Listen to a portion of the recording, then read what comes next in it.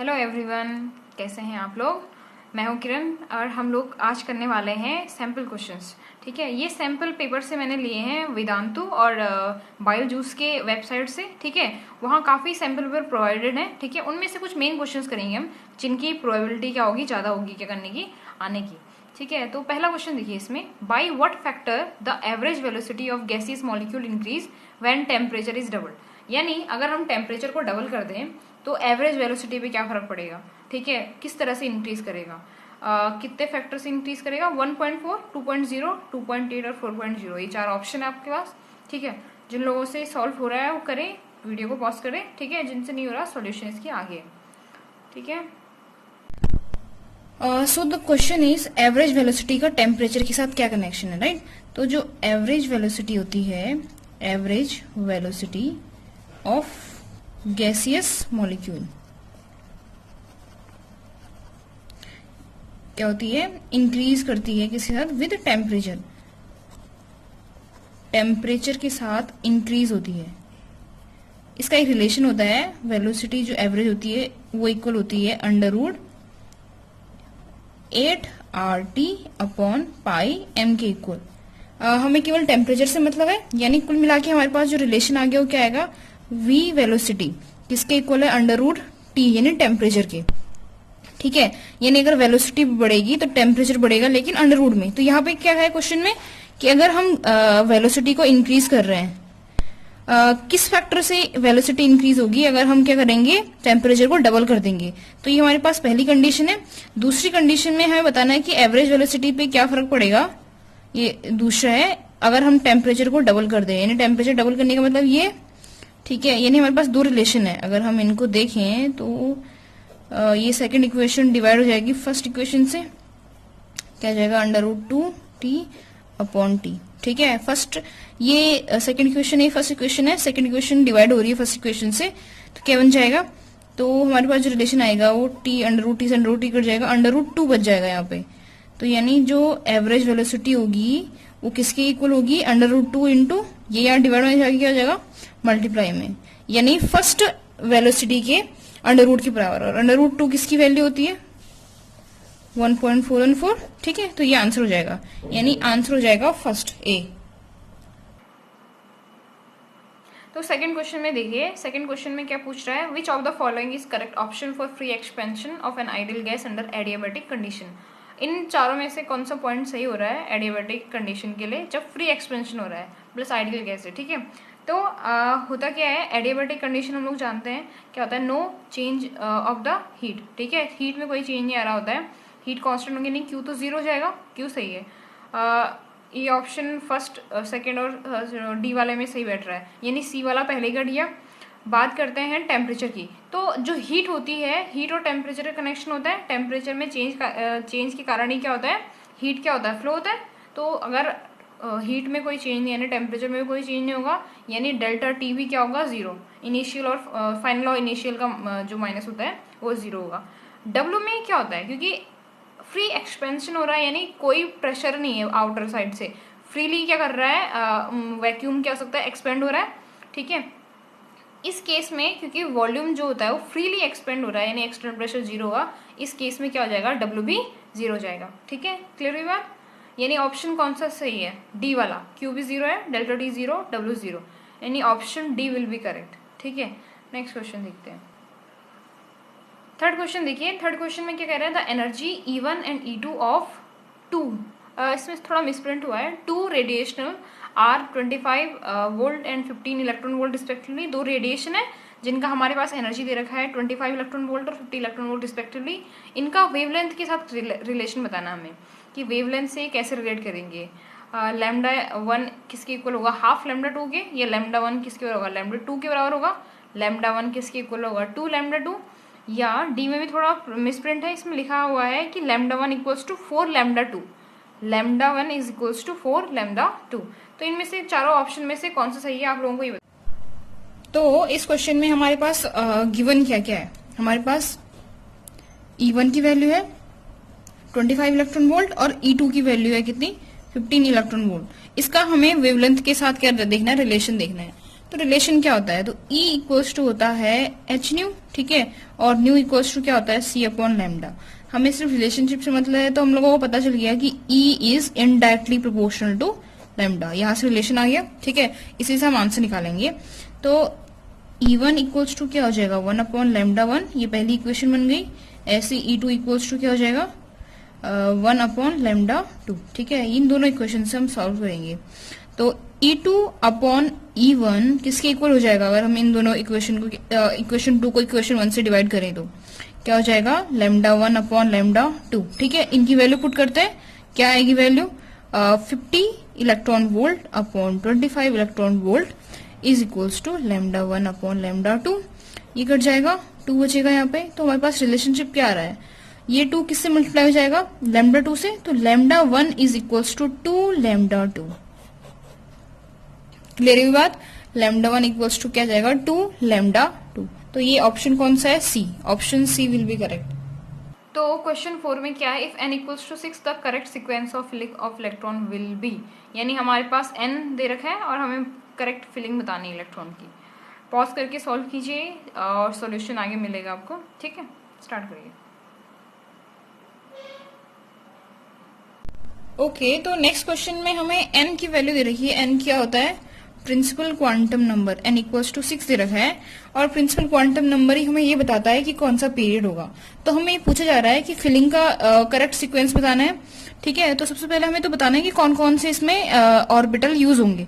तो n equals to 6 यानी period number क्या है 6 के अंदर जो होता है वो s block, p block, d block और f ब्लॉक तीनों आते हैं।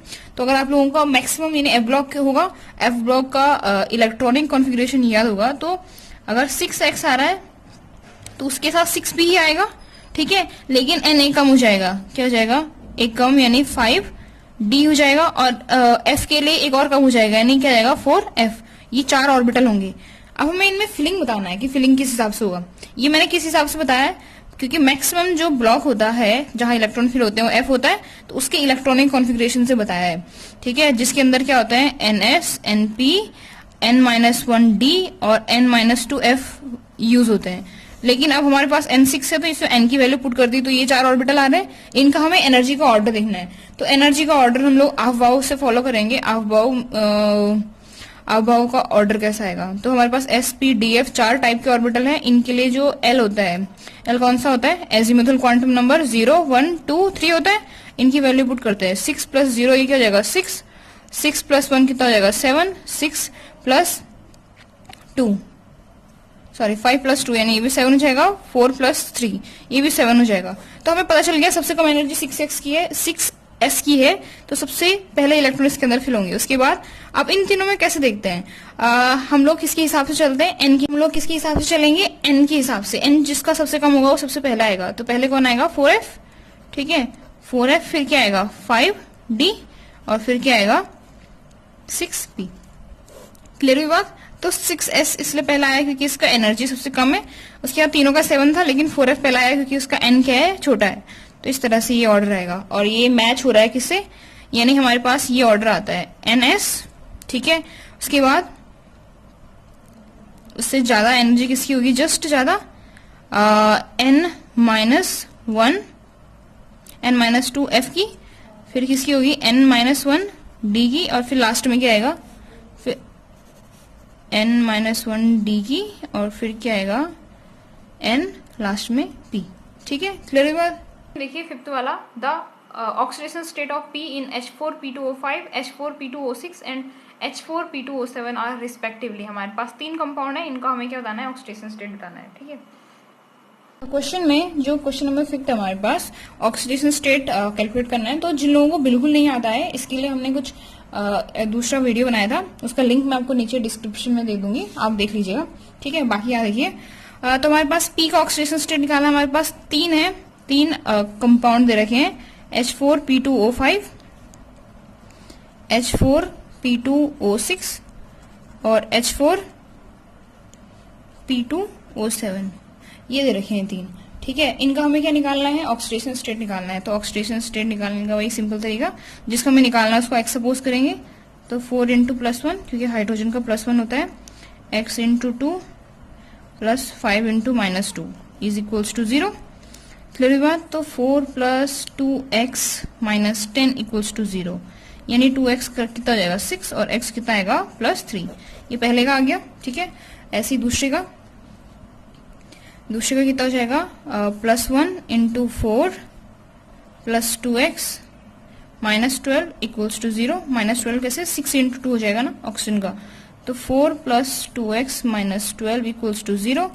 तो 2x इक्वल्स टू कितना आएगा 8 और x इक्वल्स टू कितना जाएगा 4 +4, ये आ गया, ठीक है। ऐसे ही हमारे पास तीसरा जो है वो है H4P2O7, तो यहाँ क्या हो जाएगा +1 into 4 plus 2x plus minus 14, क्योंकि 7 इंटू 2 हो जाएगा इक्वल्स टू 0 रखते हैं, ठीक है। तो ये किसकी हो जाएगा 4 plus 2x minus 14 equals to 0। तो 2x किसके इक्वल आ रहा है यहाँ पे, 2x इक्वल्स टू कितना आएगा, कितना 7 टू 14, 14 में से 4 माइनस हो जाएगा तो क्या हो जाएगा यहाँ पे 10, तो x इक्वल्स टू क्या आएगा +5, ये आ गया। यानी कितना आ रहा है 3, 4 और 5 रिस्पेक्टिवली। और ऐसा कौन सा ऑप्शन था, ऑप्शन नंबर 6 क्वेश्चन देखिए। The total number of electron out of first 100 elements possessing 3D electrons are, यानी हमारे पास 100 एलिमेंट है स्टार्टिंग के, उनमें से कितने एलिमेंट्स ऐसे होंगे जिनके पास 3D इलेक्ट्रॉन्स होंगे, ठीक है। आंसर दीजिए। हमारे पास ऑप्शन क्या है 10, 20, 40 और 80 सॉरी। और इन चारों में से कौन सा ऑप्शन करेक्ट है आपको वो बताना है। तो क्वेश्चन नंबर 6 में जो मैं पूछ रहे हैं वो एलिमेंट का पूछ रहे हैं। 100 एलिमेंट दे रखे हमारे पास ऑप्शन में, कितने दे रखे 100 एलिमेंट्स, ठीक है। इनमें से ऐसे कौन है जिनमें 3D यूज नहीं हो रहा हो, यानी 3D फिल होना स्टार्ट ही नहीं हुआ है, यानी 3D से पहले वाले एलिमेंट, क्योंकि जितने भी बाद के एलिमेंट होंगे उनमें 3D तो भरेगा ही भरेगा, है ना। तो 3D से पहले हमें देखने पहले कौन कौन से ऑर्बिटल आते हैं, 1s 2s 2p 3s 3p, फिर पहले 4s आता है, फिर उसके बाद 3D आता है। यहां से हमें काउंट नहीं करने हैं, तो हर एक इलेक्ट्रॉन का एक एलिमेंट होगा, ठीक है। एक एलिमेंट की इक्वल काउंट होगा, यानी इसमें भरते हैं 2 इलेक्ट्रॉन, इसमें 2 6 2 6 और 2, कितने हो रहे टोटल 10 18 20। 20 एलिमेंट्स ऐसे हैं जिनमें डी आ ही नहीं रहा है, उसके बाद में जितने भी एलिमेंट्स आएंगे सब में डी यूज होगा। तो यानी कुल मिला के हमारे पास आंसर क्या हो जाएगा, 100 एलिमेंट है हमारे पास, उसमें जो स्टार्टिंग के 20 होंगे उनको माइनस कर देंगे, यानी आंसर जाएगा 80 एलिमेंट्स ऐसे होंगे जिनमें 3D यूज नहीं हो रहा होगा। सिंपल है, ठीक है। इस तरह के क्वेश्चन पूछे जाते हैं क्योंकि ये क्विक आंसर वाले होते हैं जो सिंपल क्वेश्चनों के अंदर आते हैं, ठीक है। आंसर 80 एलिमेंट हो जाएगा।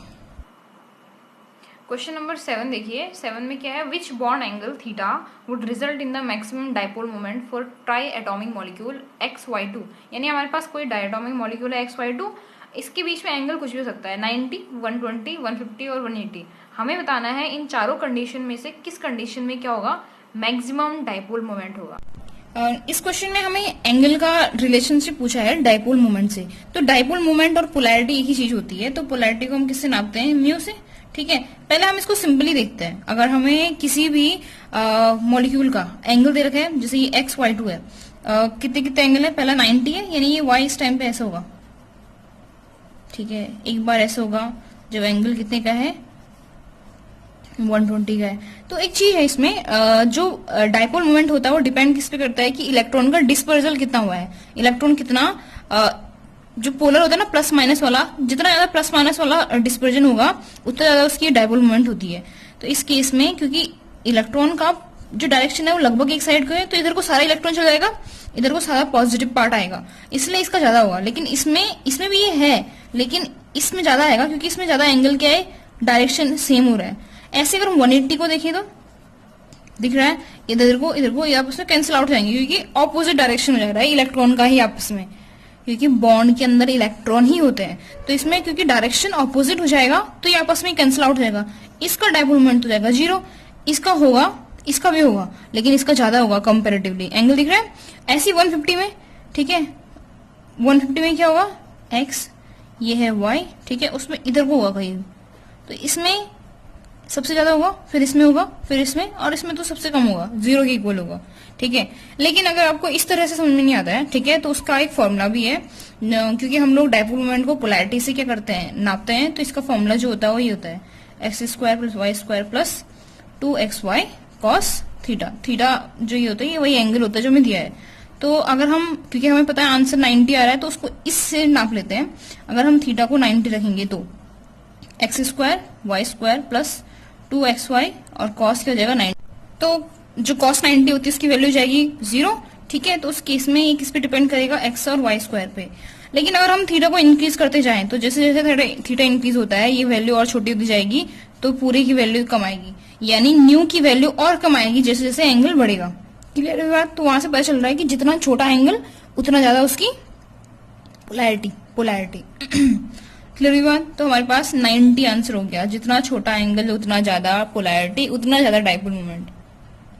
8th क्वेश्चन है, perhydrol is the additional compound of H2O2 and urea, the compound found when acidified TiO2 react with H2O2। ये दूसरा था। तीसरा है 100 वॉल्यूम ऑफ H2O2 सॉल्यूशन, या D mixture of H2O2 and carbon dioxide. इन चारों option में से कौन सा ऑप्शन करेक्ट है आपको ये बताना है, ठीक है। तो क्या होता है पर हाइड्रोल?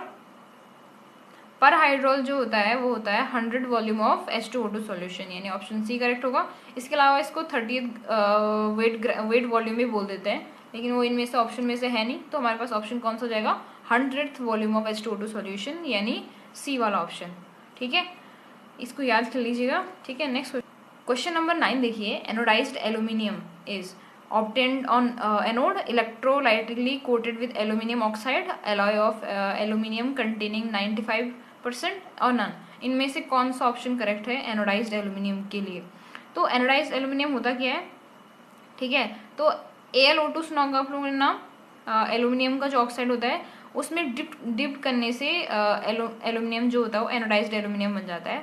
इसको हम लोग 15 या 20% H2SO4 सॉल्यूशन में मिक्स करके सॉल्यूशन में डुबाने से भी बनाते हैं, ठीक है।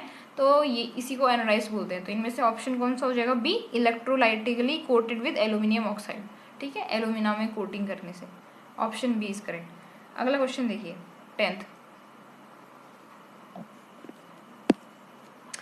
ऑप्शन, क्वेश्चन नंबर 10 है, carbogen is a pure form of carbon COCl2, mixture of CO and CO2, या mixture of O2 and CO2। तो कार्बोजन होता क्या है? एक्चुअली जो लोग कार्बन मोनोऑक्साइड की ज़्यादा प्रेजेंस में रहते हैं तो हमारा हीमोग्लोबिन जो होता है वो ज़्यादा एफिशिएंसी शो करता है CO के लिए, यानी कार्बन मोनोऑक्साइड के लिए, कंपैरेटिवली टू O2। यानी अगर O2 और CO है तो हीमोग्लोबिन CO को लेना पसंद करेगा। तो उस केस में बॉडी में कार्बन मोनोऑक्साइड के कारण पॉइजनिंग हो जाती है। तो उसके लिए जो दिया जाता है उसको कार्बोजन कहते हैं, ठीक है, जो कार्बन मोनोऑक्साइड की पॉइजनिंग से बचाने के लिए आता है। तो होता क्या है वो, mixture of O2 and CO2, ठीक है। ये डी होगा क्योंकि CO तो पहले से ही है। तो option pure form of carbon, that's not true. COCl2 ये कार्बन का क्या है, क्लोराइड है, ऑक्सो क्लोराइड है, लेकिन इसका इससे कोई कनेक्शन नहीं है। सी हम यूज़ कर नहीं सकते क्योंकि इसमें CO है, ठीक है। CO पहले से ही हमारे बॉडी में है तो हम उसको यूज़ तो करेंगे नहीं। तो डी ऑप्शन करेक्ट हो जाएगा, mixture of O2 and CO2।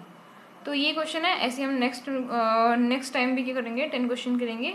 आप लोग मेरे को बताएगा कि कितने सही हुए, ठीक है।